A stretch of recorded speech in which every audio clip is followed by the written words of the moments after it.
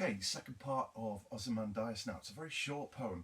It's been used by the exam board a couple of times already in the exam, being one of the named poems, in both one of the sample papers and in one of the real live papers in the summer series. And the reason for that is because it's so open to interpretation. You've got that literal and metaphorical level. The literal level, the story of Ozymandias, Ramesses II, this great leader, and the excitement of the discovery, that romantic nature of the poem about how nature lasts and how we live in awe of nature. But also you've got that metaphorical level that human power doesn't last while nature's power does. So it's quite a straightforward poem to learn in that sense, because you've got those two meanings, and because it's so short, you can remember the ideas of the poem much more easily, I think. So it's quite a good one to learn, not only because it comes up quite often, but also because it's so short and easy to get two different layers on, very similar to Storm on the Island in that way. So we're going to focus on the middle part of the poem in this section. The sections are short for Ozymandias simply because it is a short poem. So we've got a couple of key quotes coming up. So this is the section we're looking at. Near them on the sand, half sunk, a shattered visage lies, whose frown and wrinkled lip and sneer of cold command tell that its sculptor well those passions read, which yet survive, stamped on these lifeless things, the hand that mocked them and the heart that fed. And on the pedestal these words appear, my name is Ozymandias, King of Kings, look on my works, ye mighty, and despair. So let's have a look at that first part. We've got lots of experimentation with sound in the first part, and Shelley tries to use different alliterations to show different images and different moods, really, although actually the moods link quite well together. Listen to the sibilants in this part. Near them on the sand half sunk, a shattered visage lies, whose frown and wrinkled lip and sneer. So all of those S sounds, the sibilants, that gives a sort of sinister sound, I think, to Ozymandias. We've got to remember that as a great ruler, he was also a very cruel ruler. He lived by fear, effectively. He ruled by cruelty, and this is well reflected in the way that the sculptor has crafted the statue. So let's think about this sibilant, this sinister idea. I wonder whether it's meant to sound like the crack of a whip. Think back to exposure with those S alliterations, sounding like the bullets streaking through the air. And sibilance is used in a slightly different way here. I think it's more the crack of a whip, but a similar sort of sound to it, a quick, cruel sound, which gives that sinister feel. And then Shelley changes tack, slightly different in alliteration, in the sneer of cold command. Now, we've talked about plosives before in other videos, in particular the plosives in Storm on the Island to reflect the power of the sea. In this sense, again, it's a powerful sound. Plosives are also powerful. Okay, and if you haven't looked at the other videos, a plosive is a sound like a t, a k, a p, a b, where an almost explosion of air out of your mouth creates that sound. And it's meant to be a harsh, quick, brutal sound.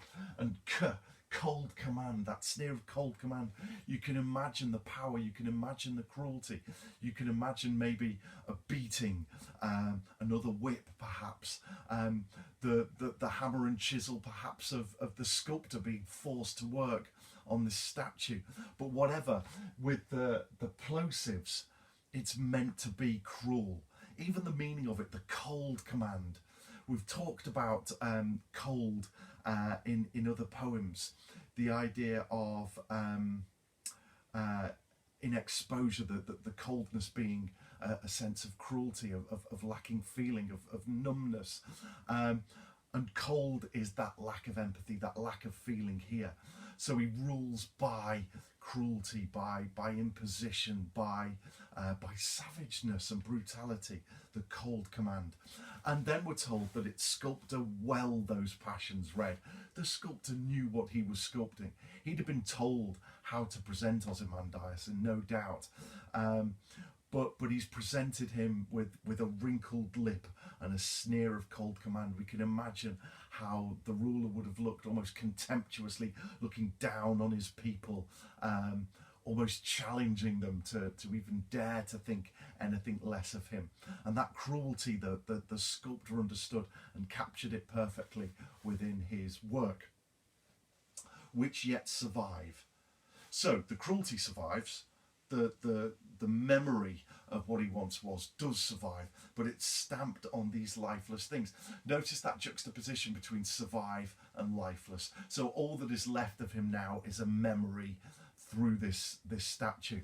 But we've got lifeless things. And that's really important, that image of it lacking life.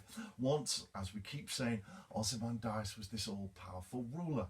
Now he is nothing, he's lifeless, he exerts no control over anyone. And lifeless, that image of lifeless things, show that he's got no influence anymore. His power hasn't lasted, and Shelley's really careful to emphasise that. And then we get what was chiselled onto the plinth. The hand that mocked them and the heart that fed. And on the pedestal these words appear. A pedestal, a plinth. If you think about a statue, statues don't stand on the floor. They have a sort of lump of stone onto which they are placed. And often it will just be the name of that person and perhaps the dates that they were alive. In this case, Ozymandias has commanded that this set of words, this challenge to the rulers, is written on his pedestal. My name is Ozymandias, King of Kings. Look on my works, ye mighty, and despair. So first of all, it's a challenge to other leaders. Look on my works, ye mighty. Notice that imperative verb, look on my works. So gaze at me, admire me, and despair. Why despair?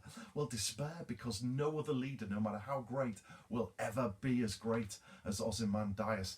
Notice, we've talked in part one, Ozymandias means King of Kings. Ramesses II has chosen that name for himself. Of all of the kings, he is the greatest. King of Kings. It's also an allusion to the Bible. God is, and Jesus described as the King of Kings. And obviously Egypt predates biblical history, but that idea of greatness really comes through that phrase, the King of Kings. Look on my works, ye mighty, you mighty. So whoever is coming, Ozymandias has that confidence that he is greater and nobody else will ever be able to match him. So some really good quotes there to think of. I've gone for Sneer of cold command as the quote to really remember if you're going to remember one, because it's got both that sibilant with the sneer, that sinister, maybe whip-like sound, and it contrasts with the cold command. It contrasts because it's a plosive sound, but it's a different way of exerting the cruelty, like I've suggested.